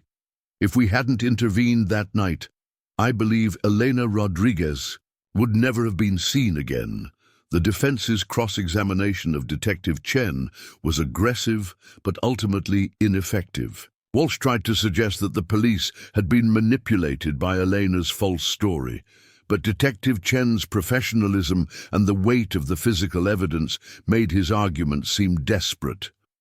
The second day of testimony focused on the financial aspects of the case. A forensic accountant detailed the money trail that connected Marcus to the trafficking organization, showing payments he had received as a down payment for Elena's sale, and similar payments he had received 6 years earlier. Around the time of Jennifer's disappearance, Mr. Rodriguez received $5,000 from Calvin Reeves on November 15th, 6 years ago, the accountant testified. This was exactly 1 week before Jennifer Rodriguez was reported missing. Elena watched Marcus's face as the financial evidence was presented, and for the first time she saw cracks in his composure. He conferred frantically with his attorney, his face growing pale as the prosecution built their case that he had been trafficking women for years. The most powerful testimony came on the 3rd day, when Jennifer took the stand. Elena held her breath as her friend, for that's what Jennifer had become, walked to the witness stand with quiet dignity. Foster's direct examination of Jennifer was masterful, allowing her to tell her story in her own words while providing the legal framework necessary for conviction. Jennifer described her marriage to Marcus, the gradual escalation of his controlling behavior, and the terrifying night when she realized he was planning to sell her. "I tried to call the police," Jennifer testified, "but Marcus had already told them I was having a mental breakdown. When the officers came to our house, they saw me as a hysterical woman making wild accusations against my reasonable, concerned husband." Jennifer's voice remained steady as she described the auction, her sale to Calvin Reeves, and the 6 years of forced labor that followed. Several jurors were openly weeping as she recounted the worst aspects of her captivity. "What gave you the strength to survive?" Foster asked gently. "I kept thinking about the children I used to teach," Jennifer replied. "Third graders who depended on me, who trusted me. I knew that if I gave up, if I let them break me completely, then Marcus would have won. He would have succeeded in erasing Jennifer Walsh from the world." The defense's cross-examination of Jennifer was where Walsh revealed his true character. He attacked her credibility mercilessly, suggesting that her years in Arizona under a false identity proved she was comfortable with deception. "Isn't it true, Ms. Walsh, that you have been living under a false identity for the past 2 years?" Walsh demanded. "I was surviving," Jennifer replied firmly. "I was trying to stay alive after escaping from people who had purchased me like livestock." "But you admit you falsified documents, assumed someone else's identity, committed identity fraud," Foster objected, but the damage was done. Walsh was trying to paint Jennifer as a criminal rather than a victim. Elena's testimony came on the 4th day, and she had prepared for this moment for months. As she walked to the witness stand, she made eye contact with Marcus for the first time during the trial. He looked away immediately, unable to meet her gaze. Elena told her story with quiet strength, describing her marriage to Marcus, the gradual escalation of his controlling behavior, and the night she overheard him planning her sale. She explained how James Morrison had noticed her distress and ultimately saved her life. "Mrs. Rodriguez," Foster asked, "why didn't you simply leave your husband if you were unhappy in your marriage?" "Because I didn't believe I had anywhere to go," Eleanor replied honestly. "Marcus had convinced me that I was worthless, that no one else would ever care about me. He made me believe that I was lucky to have him, even when he was hurting me." When Walsh cross-examined Elena, he focused on her relationship with James Morrison, trying to suggest that she had fabricated the trafficking story to justify leaving her marriage for a wealthier man. "Isn't it true that you had developed romantic feelings for Mr. Morrison before your husband's arrest?" Walsh asked. Elena felt her cheeks flush, but she answered honestly, "I was grateful to Mr. Morrison for helping me, but our relationship has always been professional. He saved my life and gave me a chance to rebuild it. That's all." "But he's provided you with housing, employment, financial support. Quite generous. For someone who's just being professional, wouldn't you say?" "He's helped me because he's a good person who believes in helping trafficking victims," Elena replied firmly. "Not because of any romantic relationship." The prosecution's final witness was the undercover officer who had infiltrated the trafficking ring. Officer Maria Gonzalez had spent 6 months working her way into the organization, posing as a woman seeking to sell her sister. Her testimony provided crucial context about how the trafficking ring operated and confirmed that Elena's case fit their standard pattern. "In your undercover capacity," Foster asked, "did you witness other auctions similar to the one planned for Mrs. Rodriguez?" "Yes," Officer Gonzalez replied. "I witnessed 3 auctions during my investigation. The format was always the same. Women were brought to the warehouse under false pretenses, then sold to the highest bidder. Most of the women had been sold by husbands or boyfriends who needed money. What typically happened to these women after they were sold? They disappeared into a network of forced labor operations across the western United States. Some were forced into domestic servitude, others into agricultural work, some into the sex trade. Very few were ever seen again." The defense called only 2 witnesses, a psychiatrist who testified that both Elena and Jennifer showed signs of false memory syndrome, and a private investigator who claimed to have evidence that Jennifer had voluntarily assumed her false identity. In Arizona, neither witness was particularly convincing, and Foster's cross-examinations effectively dismantled their credibility. Marcus himself chose not to testify, a decision that spoke volumes about the weakness of his defense.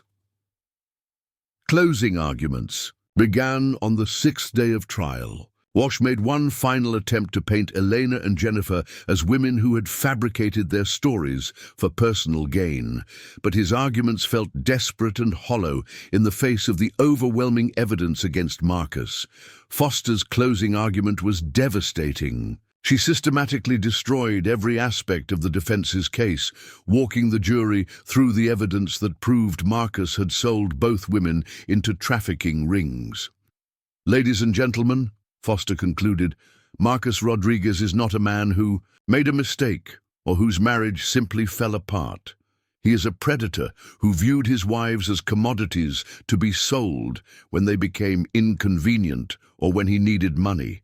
He destroyed Jennifer Walsh's life 6 years ago, and he attempted to do the same thing to Elena Rodriguez. Your verdict will determine whether he ever gets the chance to do it again." The jury deliberated for 14 hours, over 2 days. Elena and Jennifer waited in a conference room with Foster and Detective Chen, barely speaking as the minutes crawled. Nearby, Elena found herself thinking about all the women who might still be trapped in situations like the ones she and Jennifer had escaped. This verdict would send a message about how seriously society took crimes against women who were supposed to be protected by the men who claimed to love them. When the bailiff announced that the jury had reached a verdict, Elena felt her heart hammering as they filed back into the courtroom. The jury foreman, a middle-aged man who had taken copious notes throughout the trial, stood to deliver the verdict. On the charge of human trafficking in the first degree, we find the defendant guilty. Elena felt tears of relief streaming down her face as the foreman continued through the list of charges. Guilty of conspiracy to commit human trafficking, guilty of attempted kidnapping, guilty of racketeering, guilty on all counts. Marcus showed no emotion as the verdicts were read, but Elena could see his hand shaking as he gripped the edge of the defendant's table. Judge Harrison scheduled sentencing for the following month, but she addressed Marcus directly before adjourning the court. "Mr. Rodriguez," she said, her voice cold with contempt, "you have been convicted of some of the most serious crimes against women that this court has ever seen. You will remain in custody pending sentencing, and I can assure you that when that day comes, you will face the full weight of justice for what you have done." As the courtroom erupted in applause and Elena was surrounded by supporters and reporters, she felt a profound sense of closure. Marcus would spend the rest of his life in prison, and he would never hurt another woman. But more importantly, Elena had found her voice and her strength. She was no longer the frightened woman who had been sold like livestock. She was Elena Rodriguez, survivor and advocate, and she would spend the rest of her life making sure that other women knew they were worth more than any price their abusers might place on them. The nightmare was finally over. Justice had been served. 6 months after Marcus's sentencing to life in prison without parole, Eleanor stood before a packed auditorium at the University of Oregon, delivering the keynote address at the National Conference on Human Trafficking. Prevention. The woman who had once cleaned houses in silence, invisible to those around her, now commanded the attention of legislators, law enforcement officials, and advocacy groups from across the nation. "When I was married to Marcus Rodriguez," Elena began, her voice carrying clearly through the microphone, "I believed I was worthless. I believed that my value as a human being was determined by how well I served others, how little space I took up in the world, how quietly I suffered. Today, I stand before you as proof that our worth cannot be measured in dollars, cannot be diminished by abuse, and cannot be destroyed by those who would treat us as property."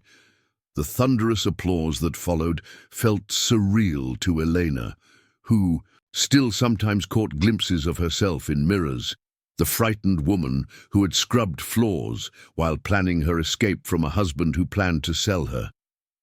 But that woman had been transformed by fire into someone stronger, someone whose voice could not be silenced.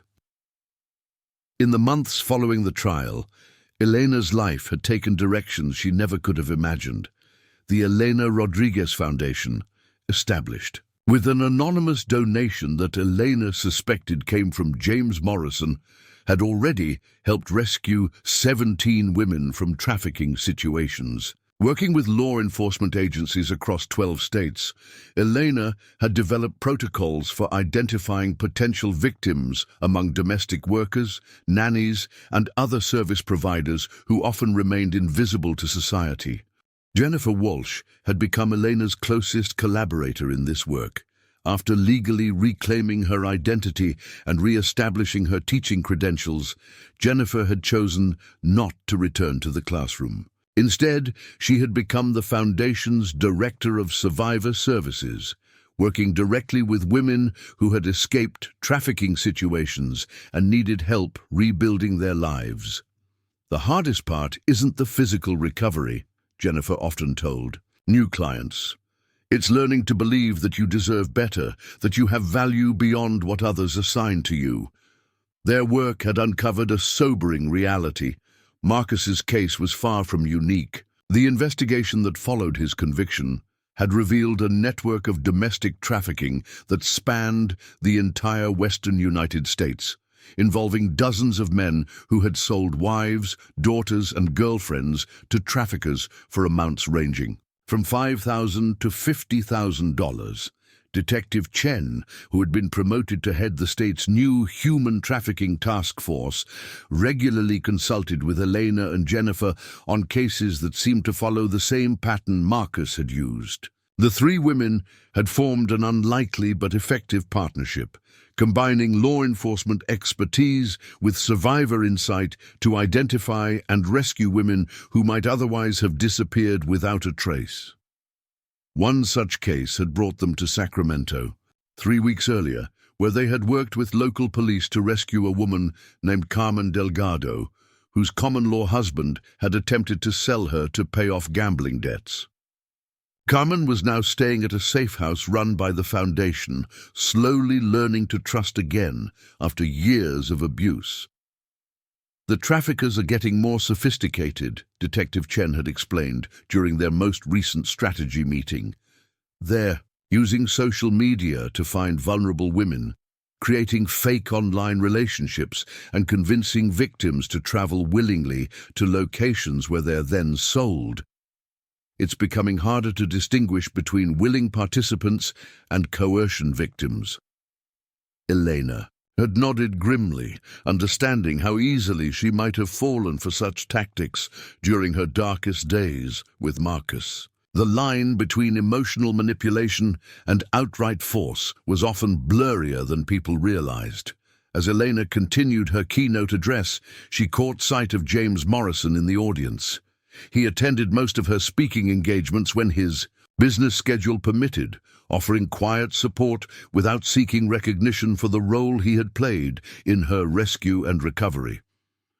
Their relationship had evolved over the past year into something that defied easy categorization. He was more than an employer, but not quite a romantic partner, more than a friend, but not family. He was simply James, the man who had seen her worth when she couldn't see it herself. The question I'm asked most frequently, Elena told the audience, is how I found the courage to rebuild my life after such trauma. The answer is that courage isn't something you find. It's something you build, one decision at a time.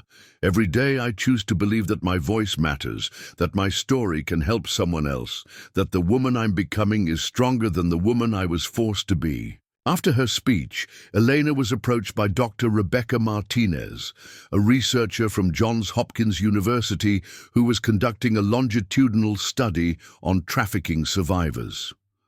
Dr. Martinez had been following Elena's case since the trial, documenting her recovery process as part of a broader research project aimed at improving support services for survivors. Elena, your progress has been remarkable, Dr. Martinez said as they walked through the university's campus after the conference. Most trafficking survivors struggle with PTSD symptoms for years, if not decades. Your ability to not only recover, But to become an advocate for others is truly extraordinary. Elena considered this assessment carefully. She had indeed worked hard to overcome the trauma of her experience, attending therapy sessions twice a week and participating in support groups for domestic violence survivors. But she had also discovered that helping other women gave her a sense of purpose that traditional therapy alone couldn't provide. "I think revenge is the wrong word," Elena said thoughtfully, "but there's definitely something powerful about transforming the worst experience of your life into a tool for helping others.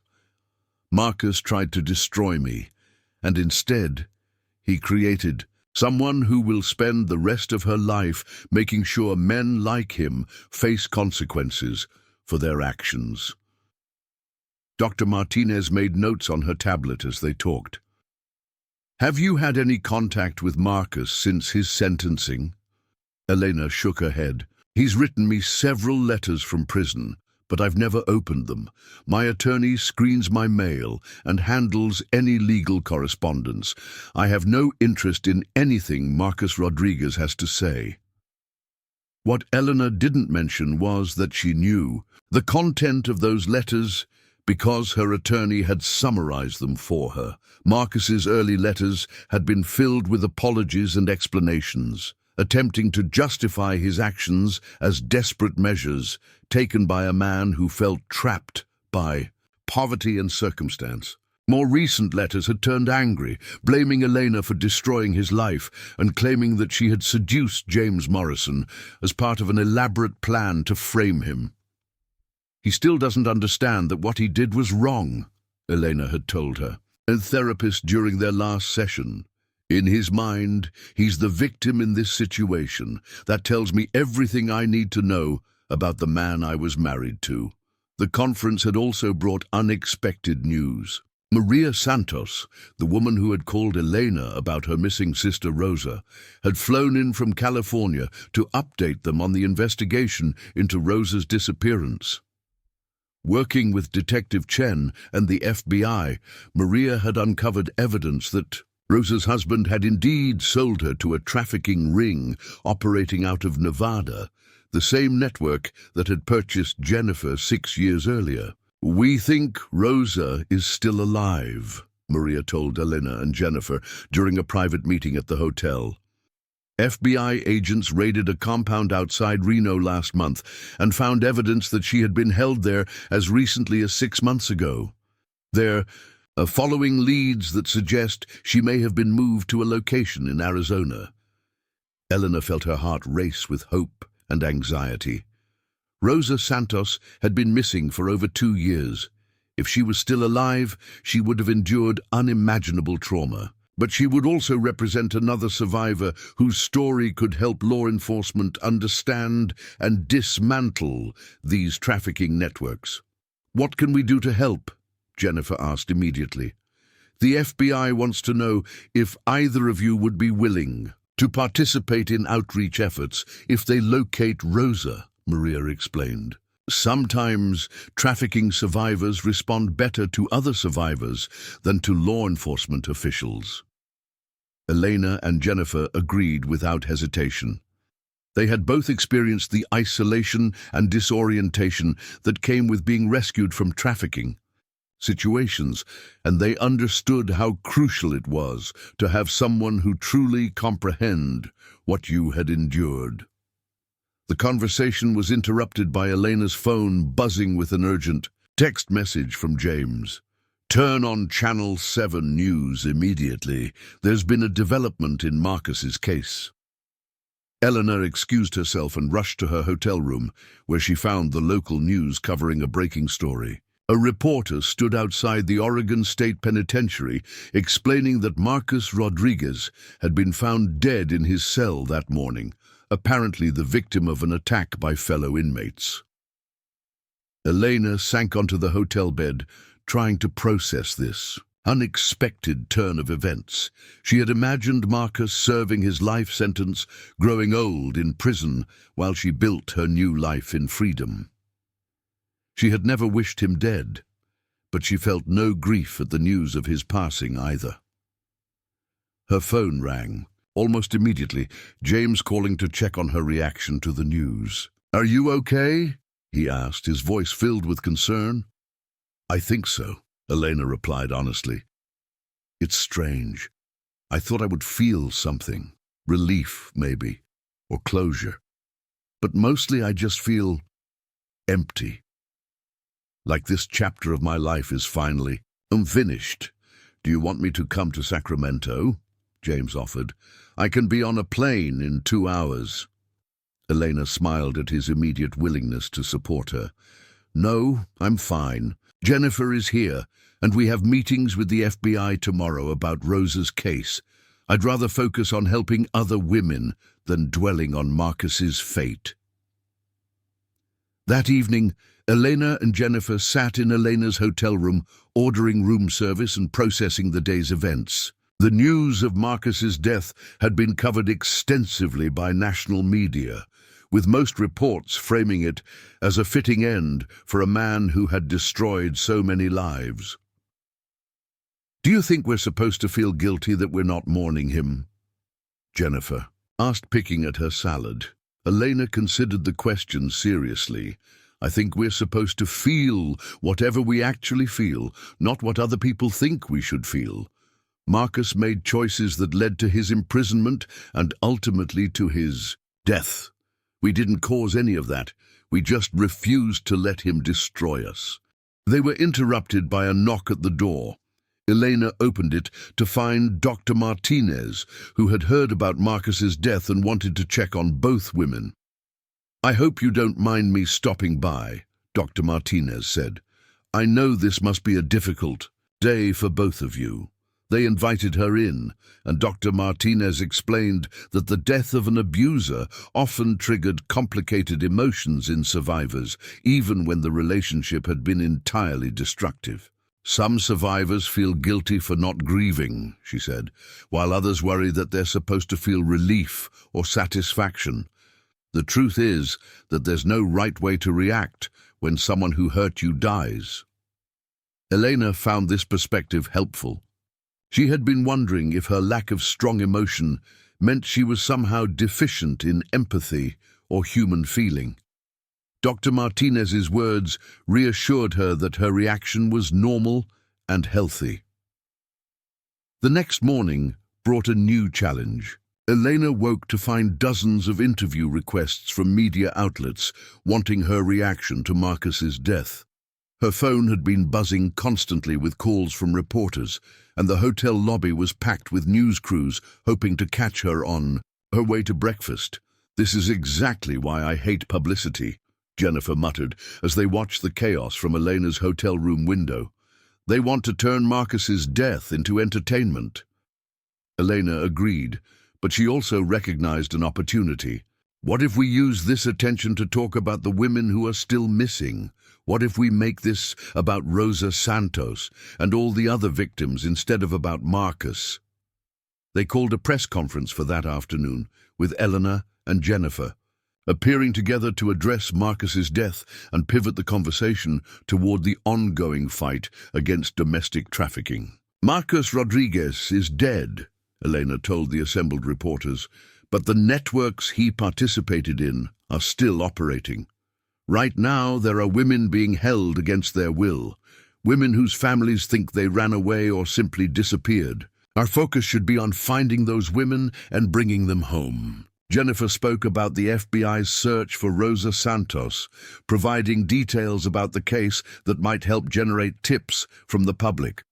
They announced a reward fund for information leading to Rosa's rescue, funded by donations to the Elena Rodriguez Foundation.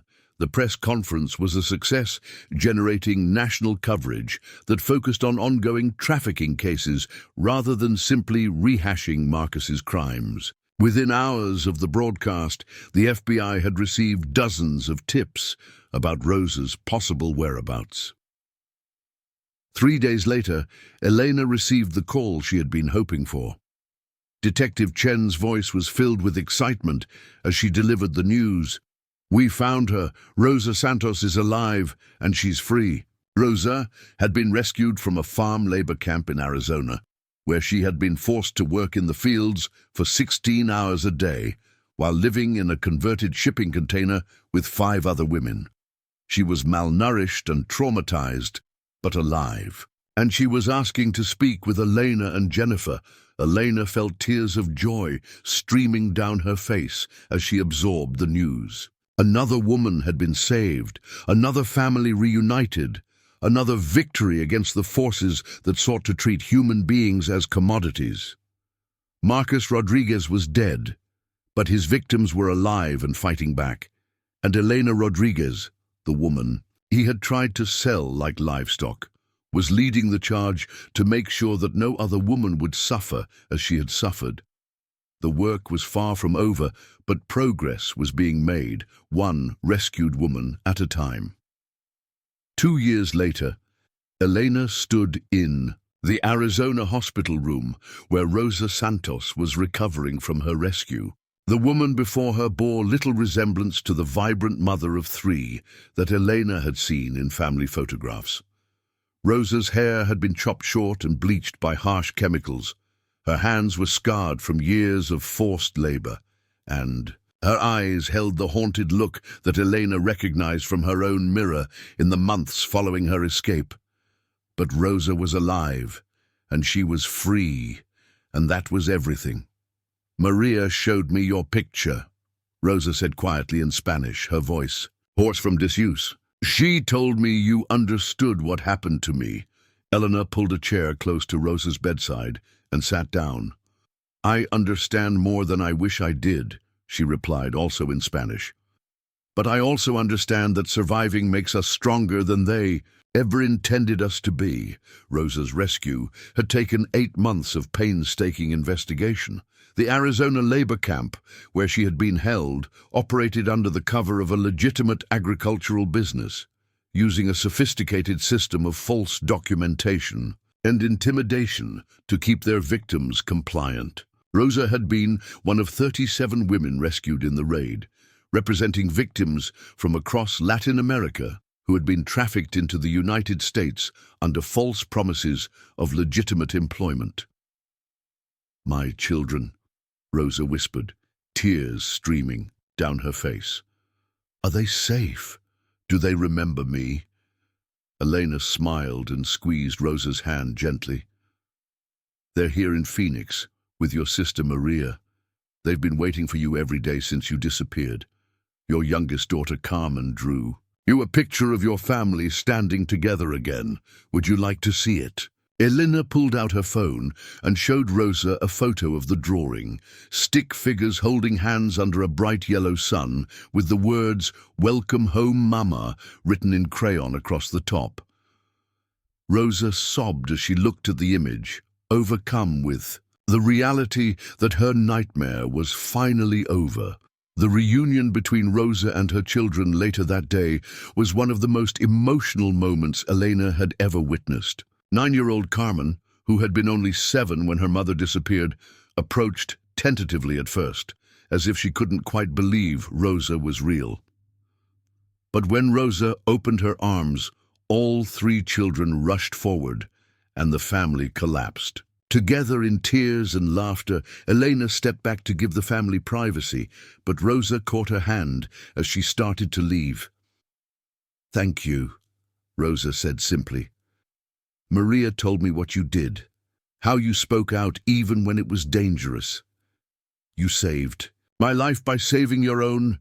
Elena felt the truth of those words settle in her chest. Her decision to testify against Marcus, to build the foundation, to dedicate her life to helping other survivors, all of it had led to this moment when another family was made whole again. 3 weeks later, Eleanor was back in Millbrook for the dedication of the new regional headquarters of the Elena Rodriguez Foundation. The building, a converted Victorian mansion on the outskirts of town, would serve as a safe house, training center, and coordination hub for anti-trafficking efforts across the Pacific Northwest. James Morrison had purchased and renovated the building, though he had insisted that his name appear nowhere on the dedication plaque. As Elena toured the facility, with its secure dormitories for survivors, therapy rooms, legal aid offices, and training facilities for law enforcement, she marveled at how far she had come from the woman who used to clean houses in silence. "Old cottage is just 3 blocks from here," James mentioned, as they walked through the main lobby, where portraits of rescued survivors lined the walls. Elena nodded. She had driven past the cottage earlier that day, noting that new tenants had planted flowers in the yard where she used to sit and dream of escape. The sight had filled her with a strange sense of completion. That place of fear and desperation had been transformed into just another house where other people were building their own stories. During the dedication ceremony, Elena was joined on stage by Jennifer, Detective Chen, and Dr. Martinez, who had documented Elena's journey for her research on survivor recovery. Also present was Congresswoman Sarah Walsh, no relation to Marcus's defense attorney, who had sponsored federal legislation expanding resources for trafficking survivors. The Elena Rodriguez Act, Congresswoman Walsh announced, will provide federal funding for survivor-led organizations and establish new protocols for identifying domestic trafficking victims. This legislation exists because one woman refused to let her voice be silenced. Elena felt overwhelmed by the recognition, but also humbled by the responsibility it represented. The legislation would help countless women, but it also meant that her story was now permanently woven into the legal framework designed to protect others. The most meaningful moment of the day came when Rosa Santos took the microphone, speaking publicly for the first time since her rescue. She was still recovering physically and emotionally, but she had insisted on attending the dedication. "2 years ago, I was sold by my husband like a piece of furniture," Rosa said, her voice growing stronger with each word. "I thought I would die in that place, forgotten by the world. But Elena Rodriguez proved that we are not disposable. We are not merchandise. We are human beings with voices that matter." As the ceremony concluded and guests mingled in the Foundation's new training center, Elena found herself in conversation with a young woman named Amy Chen, Detective Chen's daughter, who was studying social work at Portland State University. "I want to work for the Foundation after I graduate," Amy said earnestly. "My mom has told me so much about your work. I want to help other women the way you helped Rosa." Elena smiled, recognizing the passion in Amy's eyes that reminded her of her own journey from victim to advocate. "We'll always need people who understand that this work isn't just about rescue. It's about helping women rebuild their sense of worth and purpose." Later that evening, Elena and James sat on the porch of his house, their house, really, since Elena had never moved out of the garage apartment that had become her sanctuary. Their relationship had evolved into something unique and uncompromising, built on mutual respect, shared values, and a deep understanding of each other's histories. "Do you ever regret it?" James asked, watching the sunset paint the sky in shades of orange and pink. "Everything you've been through, all the attention, the responsibility of the Foundation?" Eleanor considered the question seriously. "I regret that it happened to me and to Jennifer and to Rosa and to all the women we haven't been able to save yet. But I don't regret where it led me. I don't regret becoming someone who fights back." James nodded, understanding the complexity of her feelings. "Catherine would have liked you," he said quietly, referring to his first wife who had died at the hands of her abusive ex-husband. "She would have been proud of what you've built from such trauma." As darkness settled over Millbrook, Elena reflected on the journey that had brought her to this moment. 5 years ago, she'd been a woman who believed she was worthless, who cleaned houses in silence while her husband planned to sell her like livestock. Tonight, she was Elena Rodriguez, founder of a national organization that had rescued over 100 women from trafficking situations. Marcus Rodriguez had tried to auction her, believing her value could be measured in dollars. But a stranger, James Morrison, had recognized her true worth and refused to let her be sold into slavery. More importantly, Elena had learned to see that worth in herself. Tomorrow, she will continue the work of helping other women discover their own voices, their own strength, their own unshakable value as human beings. She would testify before Congress about the need for stronger anti-trafficking laws. She would train law enforcement officers to recognize the signs of domestic trafficking. She would hold the hands of newly rescued women and tell them what someone had once told her, that survival was possible, that healing was possible, that they were worth more than anyone who had hurt them could ever understand. The woman who had once been marked for sale had become priceless in the truest sense of the word. Elena Rodriguez belonged to no one but herself, and she would spend the rest of her life making sure other women learned that same liberating truth. Her story had become larger than her trauma, more powerful than her fear, and more enduring than the man who had tried to destroy her. She was free, she was whole, and she was just getting started. Up next, you've got 2 more standout stories right on your screen. If this one hits the mark, you won't want to pass these up. Just click and check them out. And don't forget to subscribe and turn on the notification bell so you don't miss any upload from us.